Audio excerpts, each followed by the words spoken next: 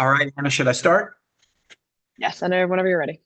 Great. Hey, everybody. Thanks for joining. I'll tackle a couple of topics, then glad to answer your questions. Hope folks had a good August. It's good to be back. Um, I want to talk about four things. First, I'm really excited about an economic development announcement that Hitachi made about significant investments in a transformer facility in South Boston.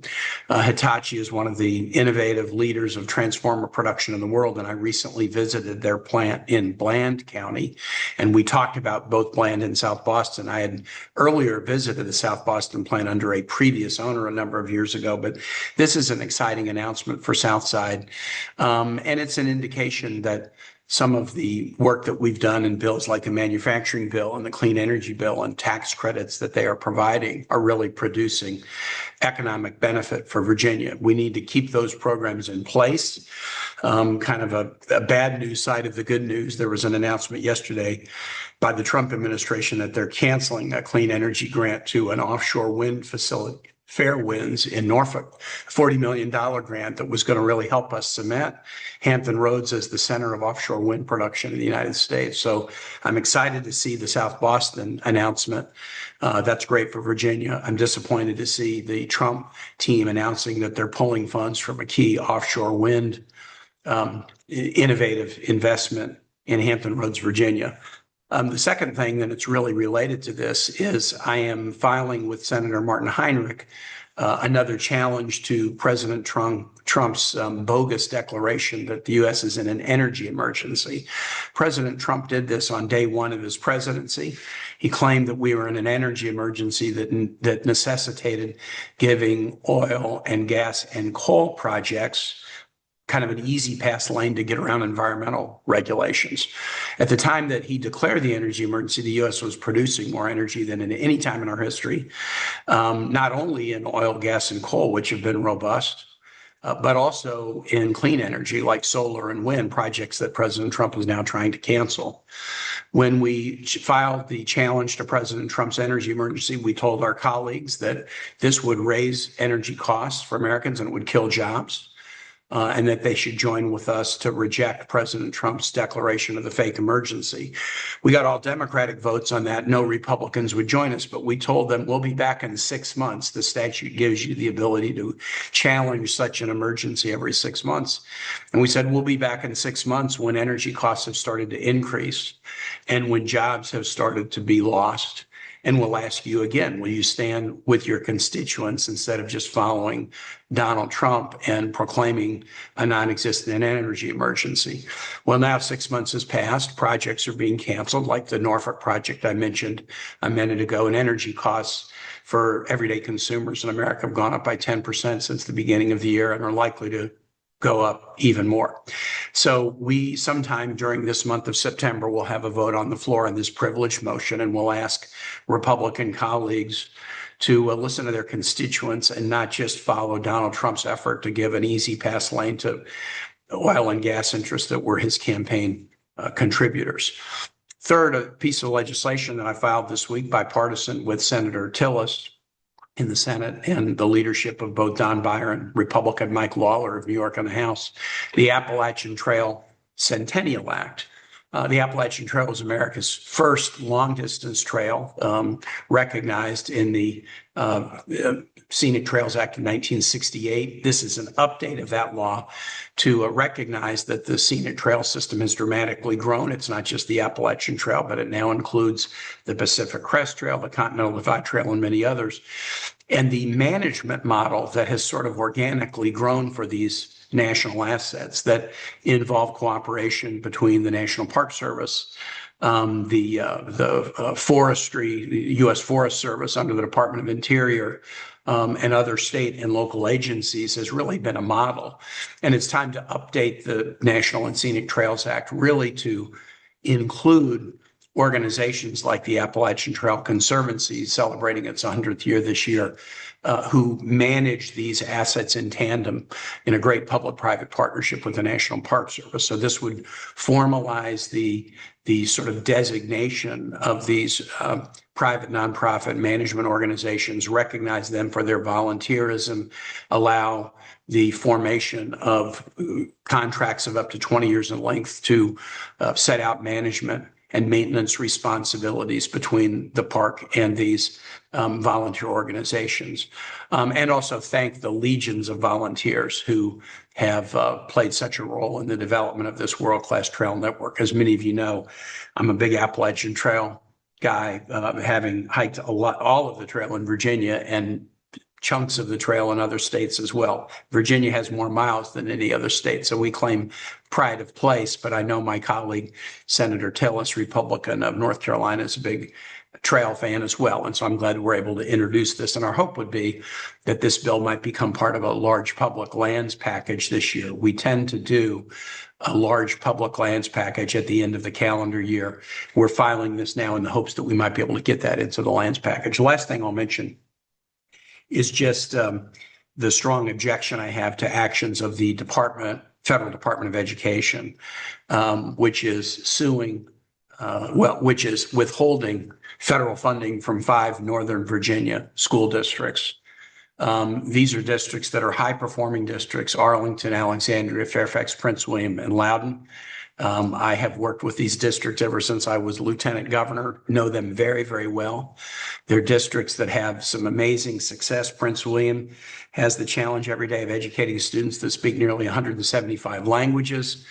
I visited somewhat recently the truly world-class career and technical centers in Loudoun and Arlington. Fairfax is really kind of setting a standard in the dramatic escalation of algebra education for middle schoolers. More than 70% of eighth graders are taking and are proficient in algebra, which is pretty darn rare in Virginia and nationally.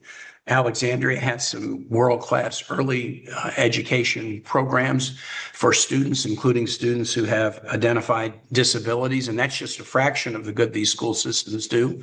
There's a reason that Virginia is often ranked as one of the best education states in the country, and the success of these Northern Virginia public schools is one of the reasons.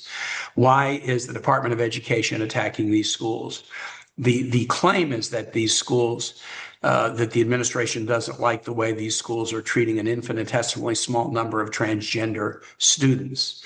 I think that claim is a pretext because these are jurisdictions that have elected school boards. The elected school boards are responsible to very demanding local voters. And if the local voters were unhappy with the way the schools are being managed, they have the ability to change leadership. In addition, these are school boards that are trying to follow a binding ruling of the United States Court of Appeals for the Fourth Circuit, a case called Grimm versus Gloucester County School Board, and they're trying to follow that ruling, which they are bound and determined to do because it's binding precedent in Virginia and in the other states that make up the Fourth Circuit.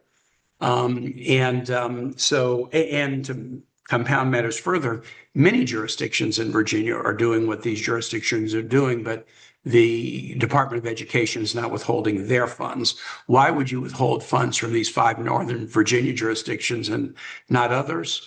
I think it has to do with the political leanings of the voters in those jurisdictions and a desire to punish them for political reasons.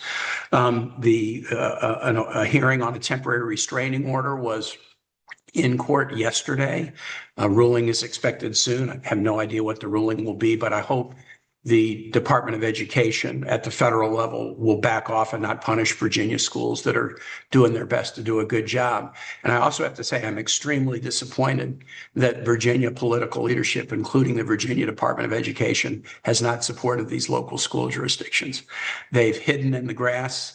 And I remember when I was governor under both Presidents Bush and Obama, if the federal government or Department of Education was pushing around a Virginia school division, I got directly involved and tried to get the feds to back off when I felt like my job as governor was to go to bat for our local school divisions and push back against federal overreach.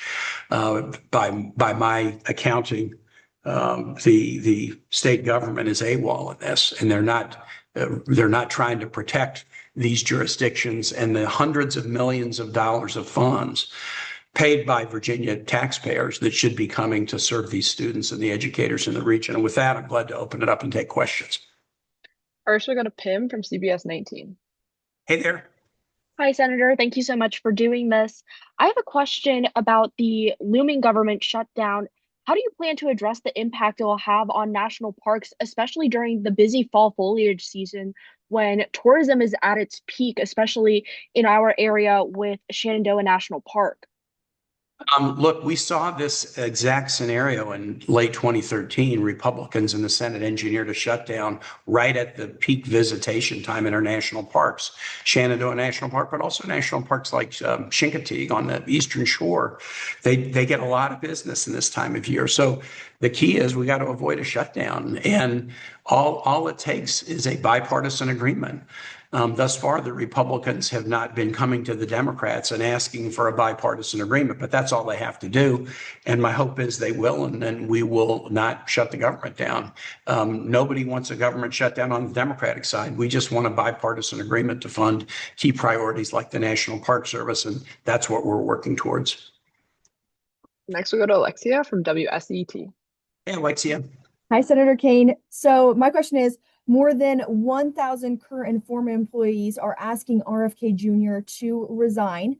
Do you think he should? Yeah, look, I opposed RFK Jr. because I thought his background in vaccine skepticism about things like the 9/11 attack and whether it was an inside job. I mean, this guy is a person whose brain is just rattled with conspiracy theories that an average fourth grader would find incredible. And it was apparent to me that if he was confirmed, he would lead to nothing but chaos. And that's what's happened. You've seen we're now on our second Surgeon General nominee and about to be our third CDC nominee.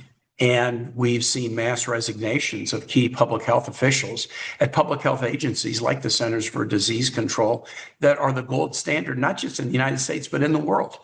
RFK Jr. is appearing before the Senate Finance Committee today. I'm not on the committee. Senator Warner is. I'm expecting that he is at that hearing. But I opposed and vigorously opposed his nomination. I was disappointed that Republicans voted to support him. But I think the evidence is stacking up every day that he should not be in this position. Next, we go to Charles from WRVA. Hey, Charles. Hey, Senator, long time no see. How are Yeah, you? nice to see you. Good. Nice to see you as well. Two quick things. You may be aware of the social media clip that's like bouncing around with you and Senator Cruz discussing the origin of rights. I was wondering if there was anything you might want to add to that. And on your discussion of the Northern Virginia school divisions, have you communicated your unhappiness on this, to Governor Youngkin? No, I actually have talked to the local jurisdictions in the aftermath of the court hearing yesterday, and I was surprised. And I asked them, is the state helping you? And they said, no, the state wasn't in court today, and the state isn't helping us at all. So this is a fairly fresh interaction that I just had. I wanted to find out how the court hearing went yesterday. There's no ruling yet, Charles. It was a hearing on a temporary restraining order, but I was frankly surprised to hear them say that the State Department of Education, the secretary, the superintendent, and the governor have decided not to help them at all. And that, again, as a former governor who I would always get involved to help one of my local school divisions if the feds were pushing them around, and I didn't care whether it was a Democrat or Republican president. I served under both. I would take the side of my local school divisions against federal overreach. I was very stunned to hear yesterday from these jurisdictions that they've gotten no support from the state. And then with respect to the Cruz thing, no, I actually am not aware of the social media stuff. There was a witness yesterday who was nominated to be in a position at the State Department overseeing human rights. And he said that human rights, that rights come from God, which I don't disagree with that. The The Declaration of Independence has the famous phrase that we hold these truths to be self-evident, that all men are created equal and endowed by their creator with certain inalienable rights. But the individual went on to say that rights do not come from laws or government. That deeply troubled me, because the statement that rights come from God but not from laws or government, that's the way Iran's theocracy runs. They claim that they govern based on Shia law. And because they're Shias, they punish Ahmadiyya Muslims, they punish Baha'i, they punish Sunni Muslims, they punish Christians, they punish Jews. The statement that rights do not come from laws or government, from somebody who is going to take an oath to uphold the Constitution and take an oath to promote equal justice under law, I found very troubling. But I was actually not in the room when Senator Cruz spoke. I was off to vote on something, and apparently he took umbrage at my statement, but I haven't had a chance to see it. Next we'll go to Megan from BPM. Hi, Senator. Thanks for Hey, doing Megan. this. Hey, Yep. Just had a question about the stay on the Trump administration's rule regarding enrollment of undocumented students in programs like Head Start. Have you heard anything about any guidance that's supposed to come out? The stay is in place at least until September 10th, but there's still a lot of uncertainty about what's going to happen next. Megan, the only thing I've heard about this from constituents is Head Start operators already have to do an awful lot of paperwork. And if they are now going to be responsible for doing immigration status validation for all the kids that come into their program, that's just an additional level of paperwork and burden that these educators are not that excited about. That's the extent of what I've heard. I was aware of the stay. We'll see what the court does. Is the stay continued or not? But I do know an awful lot of Head Start operators are small nonprofit organizations. They don't have a lot of lawyers on staff. They have early childhood educators on staff. And I think some of them are worried about paperwork requirements and the need to validate immigration status. And if you validate and somebody puts documents in your hand, then you have to research and investigate the documents to see if they're accurate. I mean, you're forcing early childhood educators to take on a pretty significant additional responsibility. Thanks so much. You bet. All right, next we'll go to Nick from WVTF, but Nick's mic is not working, so I will ask for him. His question is, he would like to know what Senator Kaine thinks about vaccine mandates being rolled back. Could that happen in Virginia? No, it's not going to happen in Virginia. And I tell you, Florida is going to find this will have a significant impact on tourism to Florida. If they roll back vaccine mandates, a lot of people are going to be thinking, wow, that Disney World vacation we're going to take our kids on, maybe Disneyland would be better. Or maybe, hey, why not King's Dominion or Busch Gardens? Let's go there instead. I think it is very foolish to roll back these vaccine mandates in Florida. But Florida elects its own government, and it's going to do what it wants. But I don't think that Virginians care about science. I've always found that to be the case, and I would not expect Virginia to see a similar effort. Okay, next we go to Mitchell from WTOP. Hi, Senator. Thanks for joining us. You bet. Question about the National Guard. D.C. Attorney General Brian Schwab today sued the Trump administration for deploying the Guard in D.C. Many of the Guard members, as I understand it, are staying at hotels in Northern Virginia. The cost estimate is at least $1 million a day. I just wanted to get your thoughts on using, as a member of the Senate Armed Services Committee, what are your thoughts of using the National Guard in the way the administration is doing? And what do you think the Senate will do as far as extending the deployment beyond 30 days? I don't think the Senate will vote to extend the deployment. And I think the Trump administration to do this is just a show. I was doing my grocery shopping last night, and as I was walking to the grocery store here in DC, I saw a lot of, guardsmen and women in uniforms carrying weapons, walking around very peaceful Lincoln Park at 11th and East Capitol. I walk through Lincoln Park all the time. It's very safe. It's very peaceful. And now it's safe and peaceful. And I saw about 6 Guard members walking around there. It was no more safe or peaceful than it was before. I love seeing people in uniform and saying hi to them as a member of the Armed Services Committee. But I think I wouldn't be surprised if some of these Guards members who are here are wondering, why are we here? And the answer to that question is Donald Trump, wanted to create a political show for some reason that I don't understand. All right, those are everybody's questions. Thank you all for joining. We will send out a video link shortly. Thanks so much. Take care.